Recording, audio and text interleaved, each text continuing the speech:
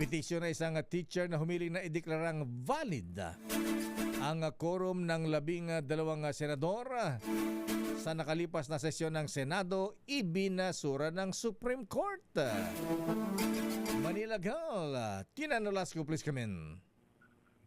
Yes, Lakay Deo, ibinasura nga ng Supreme Court en banc ang petisyon ng guro na si John Baritayam na humihiling ng ideklarang valid ang quorum ng 12 senador sa nakaraang sesyon ng Senado.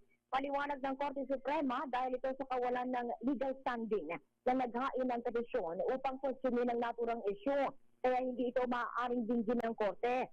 Matatandaan sa 20 pahinang petisyon na isinumite sa Supreme Court ni Tayam, hiniling ito na tuldukan ang magkakaibang opinyon tungkol sa nangyaring quorum at rigidon sa liderato ng Senado.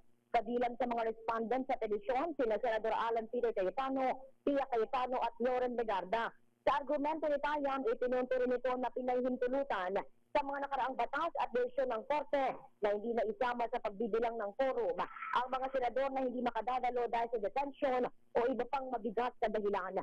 Iginiit din ang naturang teacher na ang 12 senador na naroon ay sapat na upang kumatawan sa tinatawag na available membership ng Senado. Kaya naman legal at sapat umano ang naturang sesyon sa ilalim ng konstitusyon. Ito, si Manila Girl Tina Nolasco para sa DZRH, una sa Pilipinas, una sa Pilipino.